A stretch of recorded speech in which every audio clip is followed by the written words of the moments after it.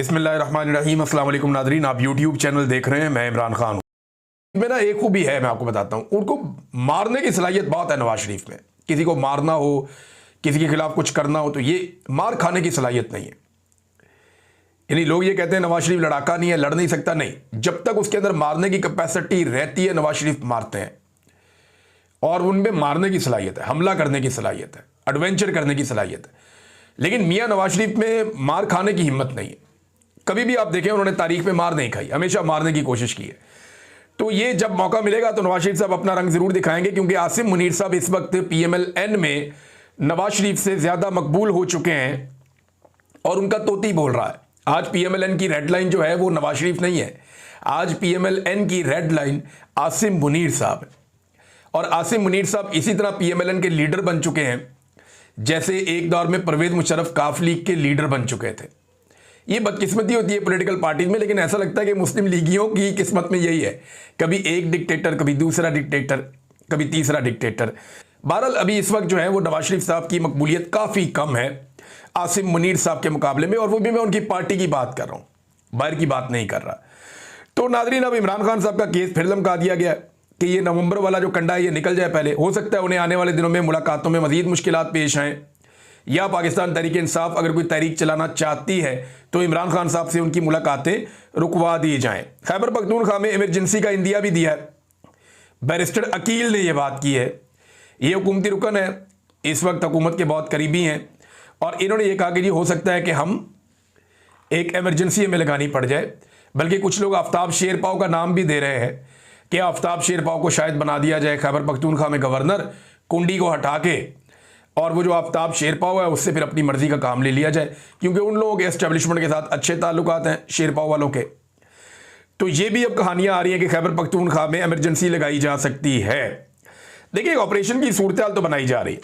ख्वाजा आसिफ साहब ने जो धमकी लगाई है अफगानिस्तान के साथ, जो उन्होंने अब जबान इस्तेमाल की है वज़ीर दिफा ने, पाकिस्तान एक बड़ा मुल्क है, एक एटमी मुल्क है। एटमी मुल्क का वज़ीर दिफा जब बोलता है तो बड़ा मोहतात बोलता है। छोटे छोटे मुल्कों के वज़ीर दिफा भी एहतियात से काम लेते हैं, लेकिन ख्वाजा आसिफ साहब ने जिस तरह बात की है उससे उनकी फ्रस्ट्रेशन दिखाई दे रही। उन्होंने काफ़ी ज़्यादा तालिबान के ऊपर रगड़ा दिया, और साथ उन्होंने ये कहा कि अफगान हुकाम के जहरीले बयानात ये जाहिर करते हैं कि तालिबान हुकूमत में इंतशार और धोखाधही बतदरीज मौजूद है। तालिबान रजीम को ख़त्म करने या उन्हें गारों में छुपने पर मजबूर करने के लिए अपनी पूरी ताकत इस्तेमाल करने की हरगिज़ ज़रूरत नहीं है।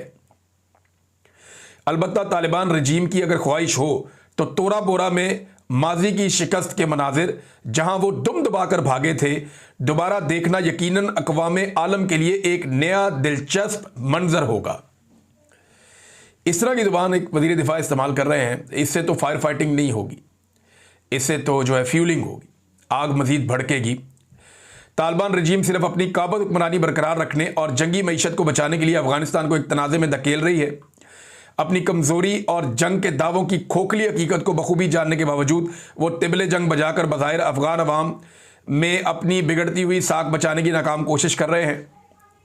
अगर वो दोबारा अफ़गानिस्तान और अफ़गानिस्तान के अवाम को तबाह करने पर मसर हैं तो फिर जो भी होना है वो हो जाए।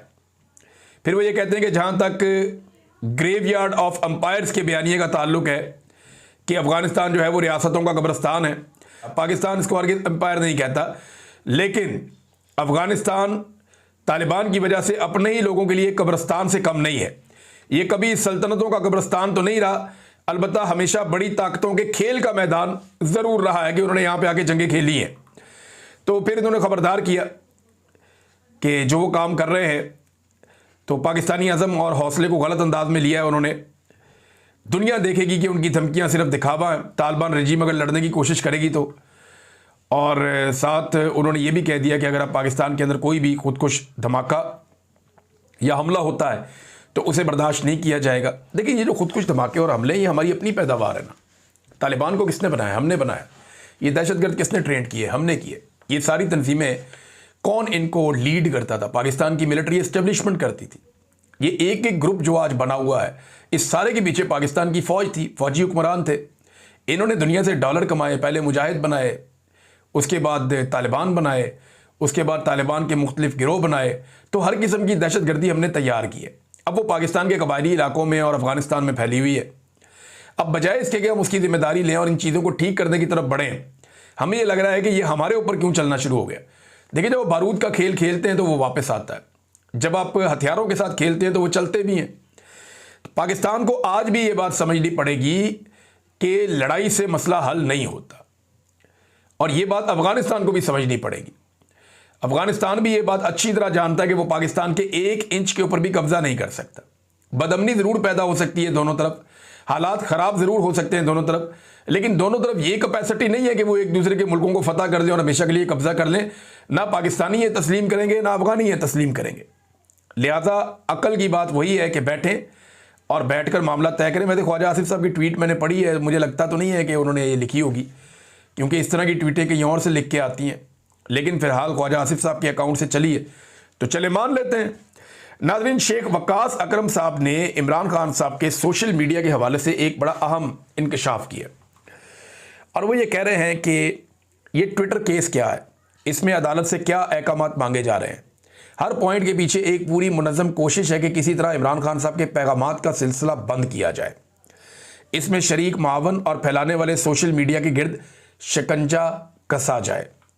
इमरान खान साहब के ट्विटर पैगामात के खिलाफ ये केस इस्लामाबाद हाई कोर्ट में वाजिद गिलानी काबीना के मेंबर एग्जीक्यूटिव गुलाम मुर्तज़ा खान ने मारूफ नून लीगी वकील रहनुमा जनाब बैरिस्टर जफरुल्लाह खान के जरिए दायर किया है, और अदालत से दरख्वास्त की है वो जो सारी चीज़ें मैंने आपको पहले ही बताई थी कि बड़े तरीके से इमरान खान साहब का जो सोशल मीडिया उसको बंद करने की कोशिश की जा रही है, और सेम टाइम में ये भी कोशिश की गई कि लंबा ले जाए इमरान खान साहब की तोशाखाना 2 केस की समाअत को, ताकि जितना हो सके मैक्सिमम इमरान खान साहब को खामोश करवाया जा सके।